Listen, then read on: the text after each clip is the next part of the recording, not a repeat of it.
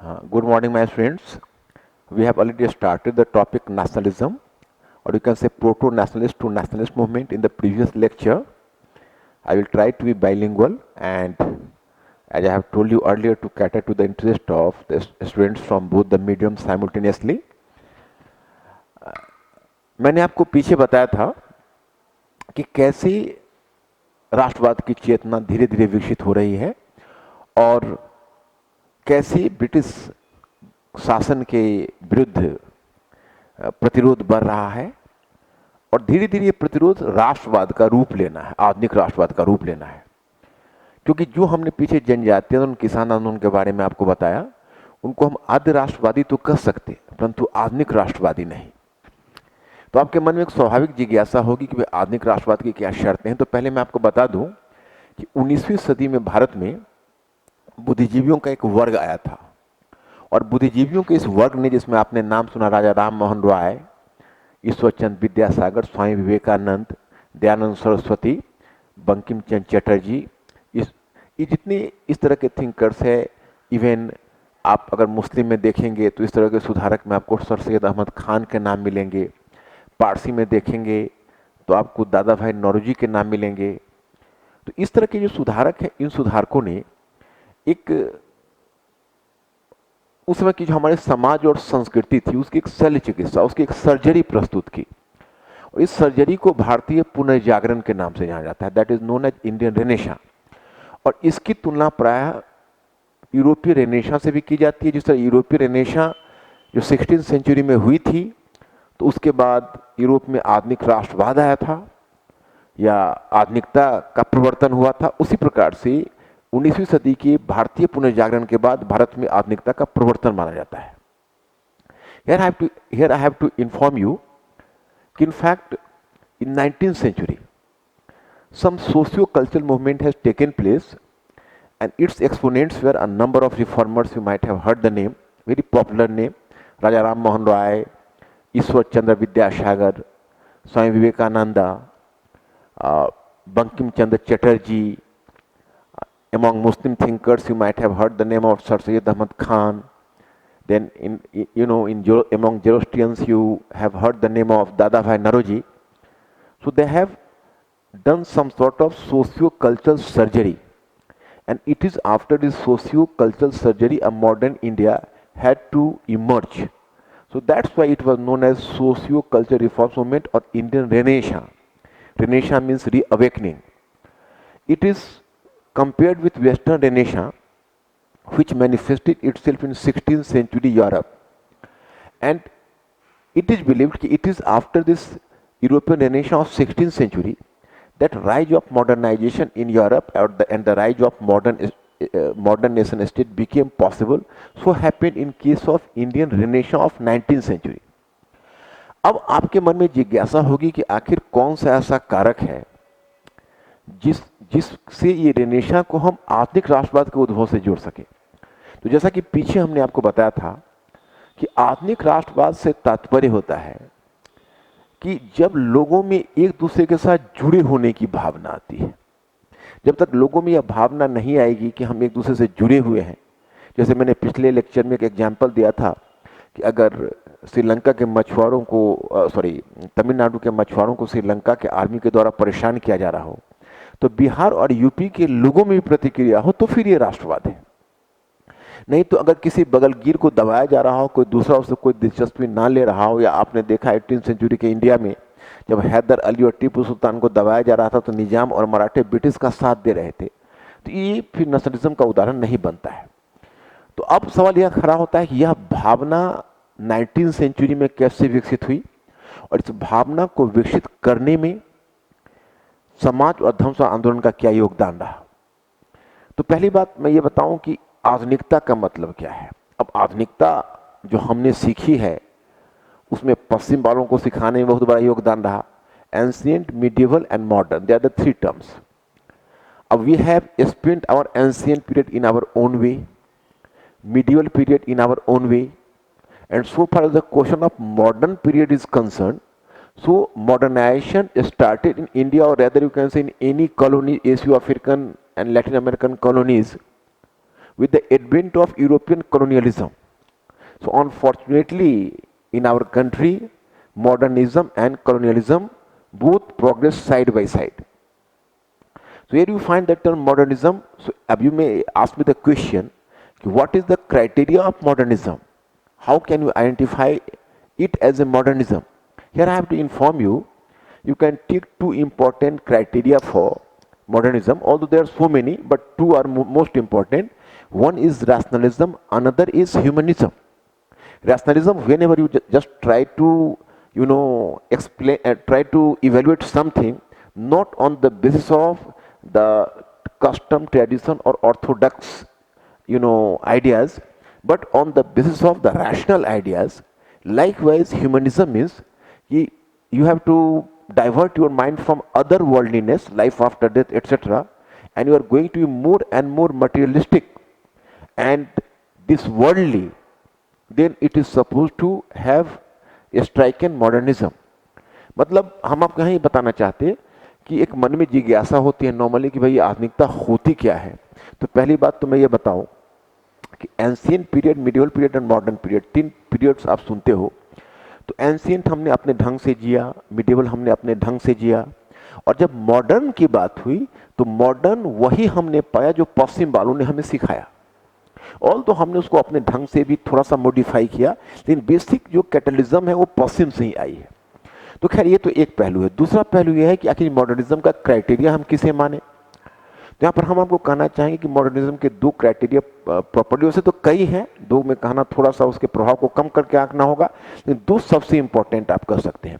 एक है तर्कवाद और दूसरा है मानववाद. तो ये तर्कवाद क्या है.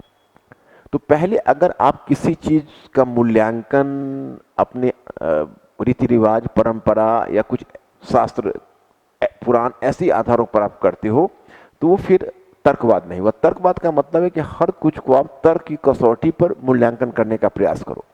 जब ये कसौटी आएगी तो ये आधुनिकता का एक अभिलक्षण बन जाएगा. दूसरा अभिलक्षण है मानववाद. मानववाद से मतलब है कि पहले जहां आप पारलौकिकता की तरफ देखते थे, और वो पारलौकिकता को छोड़कर आप इस संसार की तरफ, इस कह सकते हैं भौतिक जगत के प्रति अगर आप ज्यादा आकर्षित हैं तो इसको मानववाद कहा जाता है. ये दोनों क्राइटेरिया मॉडर्निज्म के लिए आवश्यक है. तो ये तो हुई मॉडर्निज्म की बात. अब दूसरा पहलू ये उठता है कि फिर आधुनिक राष्ट्रवाद को कैसे बढ़ावा दिया 19वीं सदी के समाज और धर्म आंदोलन ने. तो यहां पर मैं आपको बताना चाहूंगा कि इनफैक्ट हमने जैसा कि पीछे आपको बताया कि एक राष्ट्र होने के लिए हमें आपस में जुड़ाव होने की भावना चाहिए. तो ये जुड़ाव होने की भावना तब आएगी जब हमारा जो आंतरिक विभाजन है वो कमजोर होगा. अब आंतरिक विभाजन में कैसे, तो क्षेत्र का विभाजन, जाति का विभाजन, लिंग का विभाजन. मतलब क्षेत्रीय विभाजन, जातीय विभाजन और लैंगिक विभाजन जब कमजोर होगा तो हम फिर एक होने की भावना हमें आएगी, हम आधुनिक राष्ट्र बन सकते हैं. तो हम यहाँ बताएं कि 19वीं सेंचुरी में ये जुड़ाव, हमारा जो परस्पर जुड़ाव है वो कम हुआ और समाज तथा धर्म आंदोलन उसमें अग्रिम भूमिका निभाई. राजा राम मोहन राय, दयानंद सरस्वती, स्वामी विवेकानंद, बंकिम चंद्र चटर्जी, ईश्वरचंद विद्यासागर, दादा भाई Naoroji, a lot of reformers just worked behind that. और फिर हुआ ऐसा कि उन्होंने जातिवाद की भावना कमजोर करनी चाहिए, जाति विभाजन पर अटैक किया, वेदों का प्रमाण लेकर महिलाओं की उच्च अवस्था की ओर काम किया, अपलिफ्टमेंट ऑफ ह्यूमन के लिए काम किया. फिर उन्होंने जो क्षेत्रवाद की पद्धति उसको कमजोर किया. तो इसको हम कह सकते हैं कि it was just a social surgery, socio cultural surgery. ये एक सामाजिक सांस्कृतिक शल्य चिकित्सा थी. मतलब here you have to understand that कि in fact in order to emerge to be a modern nation you are supposed to weaken the regional division, caste division, gender division, etc., which became possible after socialist reform movement, because a number of reformers in India at that time, they worked for the upliftment of women. They just taking the evidence from Vedas, even made an attack on the caste division. They even tried to weaken the regional division. So all automatically lead to the rise of a sense कि we are associated with each other. हमारा आपस में जुड़ाव है. And that's why you know कि this socialist reform movement became the major catalysm behind the rise of modern nationalism in India. It did some sort of socio-cultural surgery to India, and this surgery led to the rise of a modern nation. तो यहीं से modern nationalism का आरंभ हुआ। और अब हमें देखना है कि पहले तो ये जो इंडियन रेनेसां है उसने अपने आप को सोशियो कल्चरल कंटेक्स्ट में व्यक्त किया। तो कई बार लगता है कि भाई मामला तो फिर धर्म का ही आ गया। तो देखिए, धर्म का मामला है यहाँ जरूर, लेकिन हमें ध्यान रखना चाहिए कि बेसिकली हमारे रिफॉर्मर्स का ऑब्जेक्टिव रिलीजन नहीं है, वह उनका एक मीन्स है। इन इंडिया जब आप पश्चिम के पुनर्जागरण और भारतीय पुनर्जागरण की तुलना करेंगे तो आप पाएंगे कि पश्चिम के पुनर्जागरण में पुनर्जागरण और धर्म सुधार आंदोलन दोनों दो भिन्न धाराओं में बंटकर चली थी, परंतु भारतीय पुनर्जागरण में ये दोनों एक दूसरे से जुड़े हुए थे। कारण क्या था कि भारत में धर्म और समाज इतना परस्पर व्याप्त था और बहुत सारी सामाजिक बुराइयों के लिए धर्म ही उत्तरदायी था। तो जब तक आप धर्म में सुधार नहीं करते, समाज सुधार नहीं होता। Here my point is कि whenever you will compare the Western Renaissance and Indian Renaissance, you will come to realize कि in European Renaissance, Renaissance and Reformation both moved separately from each other. But here India presented a unique case because you will find here the combined manifestation of Renaissance and Reformation at the same time. And here the reason being, in India the society and religion were so interwoven कि without, and for most of the social evils even religion was accountable. So far as you are not going to bring the essential change in the field of religion, you cannot imagine the improvement in society. So that's why you can say in India, in social justice movement, it was basically a social movement, but as the social movement had to be carried on along with, or you can say taking some catalysm from religion itself. So that's why it is called, or it is characterized as socio-cultural reform movement. So that is the one aspect. अब यहाँ हो गया, पहली जो हमारी पुनर्जागरण है या आधुनिकता है, उसने आपको समाज और धर्म के क्षेत्र में व्यक्त किया। तब धीरे धीरे इसने अपने आप को राजनीति के क्षेत्र में व्यक्त करना शुरू किया, और यही समय है कि भारत में धीरे धीरे आधुनिक राजनीतिक आंदोलन का संगठन होना शुरू हुआ। पहले क्षेत्रीय स्तर पर कुछ क्षेत्रीय संगठन बने, और तब आप देखते हैं कि 1885 में 19th सेंचुरी के एंड में या लास्ट पार्ट में भारतीय राष्ट्रीय कांग्रेस जैसी एक आधुनिक राजनीतिक संस्था का संगठन हुआ। अब here I have to inform you कि in fact this so called Indian renaissance manifested itself firstly in the field of socio-religious field, and then it moved towards the political sphere, and then you find that this modernization or modernism started to manifest itself in political field as well. So there was earlier the formation of some regional organizations and regional political organizations like Madras Mahajan Sabha, Pune Sajanik Sabha, etc.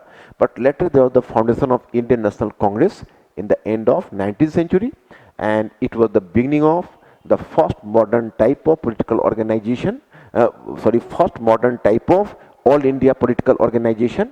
So it is from here we have to follow the Congress. लेकिन बच्चे एक और interesting चीज़ है, इस पर यहाँ पर गौर करना है। हम मॉडर्न नेशनलिज्म की बात करते हैं, लेकिन ये जो मॉडर्न नेशनलिज्म है वो कितने लोगों को अफेक्ट करना है। अब उस समय आप अगर देखें तो इंडियन इंटेलेक्चुअल्स ही इस तरह के पॉलिटिकल मूवमेंट में पार्टिसिपेट करते थे, और ये जो इंडियन इंटेलेक्चुअल्स थे उनकी संख्या ही कितनी थी। अब ये इंग्लिश एजुकेशन की उपज थे प्राय, और इनकी संख्या अधिक से अधिक क्या हो सकती है, इंडिया का 1% पॉपुलेशन हो सकती है, उससे भी कम पॉपुलेशन हो सकती है। तो फिर कभी कभी मन में ये आपको भाव आएगा कि क्या ये 1% पॉपुलेशन ही मॉडर्न नेशनलिज्म को बैकअप कर रहा था और बाकी लोगों को नेशनलिज्म से कोई मतलब नहीं है, तो फिर क्या ये नेशनलिज्म को नेशनलिज्म कहना उचित है? It is here you have to be conscious. In fact, at that time, the English educated people in India, they were very few and far between in number, and they were just, you can say, representing the microscopic minority of the Indian population. So what you know as modern nationalism, so that remained confined to the selected few, but the majority of Indians were deprived of it. So is it correct to characterize it as the nationalism of India and whatever? अब here you have to be conscious about the fact. Actually यही dichotomy हमें देखना है। इसलिए कुछ एक critics मानते हैं कि हमारा राष्ट्रीय आंदोलन और नेशन बिल्डिंग दोनों साथ साथ चले। जो हमारे राष्ट्रीय आंदोलन हुए और जो नेशन बिल्डिंग का फैक्टर है, ये दोनों साथ साथ चले। दोनों साथ साथ चले से आशा ये है कि अब एक तरफ तो हमारा पॉलिटिकल मूवमेंट स्टार्ट हो गया, मुट्ठी भर भारतीयों ने ही शुरू किया। अब दादा भाई नौरोजी, फिरोज शाह मेहता, गोपाल कृष्ण गोखले, सब मॉडरेट लीडर्स के बारे में आप जानते हैं। तो इन्होंने ये मूवमेंट शुरू किया, लेकिन जो मासेस है वो तो बिल्कुल उससे अलग थे। अब बिरसा मुंडा जिस समय दादा भाई नौरोजी ड्रेन ऑफ वेल्थ, धन की निकासी की थियरी दे रहे थे, उसमें बिरसा मुंडा के नेतृत्व में जो ट्राइबल्स हैं वो कुल्हाड़ी, बर्छे, भाले लेकर दौड़ रहे थे ब्रिटिश के ऊपर। कटुंग बाबा कटुंग, राड़ी कटुंग, साहेब कटुंग। तो यहीं पर तो आप यहाँ पर इंडियन रिएक्शन के दो अलग अलग रूप देखते हैं। एक तरफ मुंडाओं में है, ट्राइबल्स में है, किसानों में है जिनको आधुनिक राष्ट्रवाद से कोई लेना देना नहीं। दूसरी तरफ दादा भाई नौरोजी हैं जो वेस्टर्न विचारों से प्रभावित है, ब्रिटिश इकोनॉमी की और ब्रिटिश कॉलोनियल इकोनॉमी की खिल्ली उड़ा रहे हैं, उसको एक्सपोज कर रहे हैं, ब्रिटिश ऑफिसर्स को टारगेट कर रहे हैं जो इंडिया में काम कर रहे हैं। वही दादा भाई नौरोजी है जो ये विश्वास कर रहे हैं कि ब्रिटिश रूल फिर भी भारत के लिए अच्छा है। तो ये हमारे तथाकथित जो आधुनिक राष्ट्रवादी हैं, जो आधुनिक राष्ट्रवाद के प्रवर्तक हैं, वो कहीं ना कहीं ब्रिटिश रूल से अपना इंटीमेसी रखते हैं, उसके प्रति एक रुझान रखते हैं, आकर्षण रखते हैं। यहाँ जो मासेस हैं वो मासेस ब्रिटिश रूल से एलर्जिक हैं, उनके पास कोई तरीका नहीं पता है कि हम कैसे करें, तो लोग अपने अपने तरीके से ब्रिटिश मूवमेंट के लिए प्रतिरोध कर रहे हैं। अब पूरे राष्ट्रीय आंदोलन में आपको ये देखना है कि दो धाराएं, एक तरफ एलिट्स है, एक तरफ कॉमनर्स है, और इन दोनों धाराओं के बीच दूरी कम कैसे होगी। जैसे जैसे ये दूरी कम होगी वैसे वैसे ये मूवमेंट इंटेंसिफाई करेगा और धीरे धीरे ये मूवमेंट तीव्र होगा। राष्ट्रवाद जैसे जैसे नीचे तक पहुंचेगा तो वैसे वैसे आप देखेंगे धीरे धीरे धीरे इसके सोशल बेसिस का एक्सपैंड होगा और उतना ही ये फॉरेन रूल के लिए थ्रेट पैदा करेगा। तो यार my students, you have to understand the point कि there is the at the one side there was the microscopic minority, Indian intellectuals. They were repainting the movement and they organized the modern type of political movement. On the other hand, they were the commoners, and these commoners were not having the touch with the modern ideas, the latest ideas. They were not even aware of the actual character of colonial exploitation. Where you find the two, you can see two diametrically opposed cases. One is the case of Dada Bhai Nauroji, who is inspired by Western ideas. He could understand the, you can say, modern ideas like liberty, equality, and fraternity, the individual rights, and also the intricacies of economy. So he could give and propound the theory of drain of wealth. On the other hand, Birsa Munda, or you can say Mundas of Chota Nagpur, under the leadership of Birsa Munda, they attacked the British with axes, spears, and bows and arrows with the famous slogan "Katung Baba Katung, Rari Katung, Saheb Katung, kill the officers, kill the British" with this slogan. Dada Bhai Nauroji are guided by the modern ideas, but he was having the wider appreciation for the British rule. Mundas were quite allergic to, or you can say the common people were allergic to the British rule, but the common people were not having the specific ideas how to protest against the British rule. So this dichotomy continued in national movement, and then you are supposed to find out how did this dichotomy gradually getting bridged up, and then it could create a very formidable resistance against the British rule in future. So अब अगर इसको आप देखेंगे तो आप देखेंगे कि एक तरफ लिबरल फेज है जबकि मुट्ठी भर वेस्टर्न एजुकेटेड पीपल लीड कर रहे हैं। जब बिगिनिंग ऑफ 20th सेंचुरी में एक्सट्रीमिस्ट का उद्भव हुआ, यानी उग्रवादी नेताओं का उद्भव हुआ, तो उन्होंने कहा कि नहीं, क्योंकि उदारवादी मानते थे कि जनता आंदोलन के लायक है ही नहीं। उग्रवादियों ने कहा कि नहीं, जनता आंदोलन के लायक है और हम जनता को ऑर्गेनाइज करेंगे। या वो उग्रवादियों के पास कोई स्पेसिफिक प्रोग्राम नहीं है कि वो कैसे जनता को ऑर्गेनाइज करेंगे, क्योंकि वो कुछ करते हैं, कुछ न कहीं भारतीय राष्ट्र के गौरव की बात करते हैं, भारतीय राष्ट्रवाद की अपील करते हैं, जनता के बीच जाने की कोशिश करते हैं। उनके भी अपने कुछ लिमिट्स हैं, और वो लिमिट्स ये है कि वो कोई ऐसा पीजेंट्स या वर्कर्स के लिए उनके पास कोई ऐसा क्लियर कट प्रोग्राम नहीं है कि वो वर्कर्स को और पीजेंट्स को अपनी तरफ आकर्षित कर सके, मुक्त कर सके। और यह संभव होगा, और यह संभव होगा 20वीं सेंचुरी के बिगिनिंग में ही, और ये गांधी के आगमन के बाद ही, 20वीं सेंचुरी के दूसरे तीसरे दशक में, और फिर वही नेशनल मूवमेंट की तरफ जाएगा। Here I am to inform you कि this moderate leaders, they didn't believe in the power of the masses. They believed that कि masses should be led by the selected few, by the educated people, the educated middle class. But later, you know, कि the reaction started against this moderate type of politics, and there was a rise of extremist leaders. And extremist leaders came to believe that, you know, masses are competent and masses are fit for organizing the movement, and we should lead the masses. But they were totally confused how to carry the movement. So in spite of the best of their efforts, they could not carry the masses with them, and it is their limitations. It was the time that there is a rise of Gandhi, and the Gandhi will lead the movement in future. So my students, in the next one topic, I will start from Gandhi till the independence of India, and next to next topic, I have to discuss with you how did this communalism grow and develop or progress side by side nationalism, and that's why on 15th August 1947 India had to manifest freedom and partition both. So thank you very much. I will discuss in the next one class.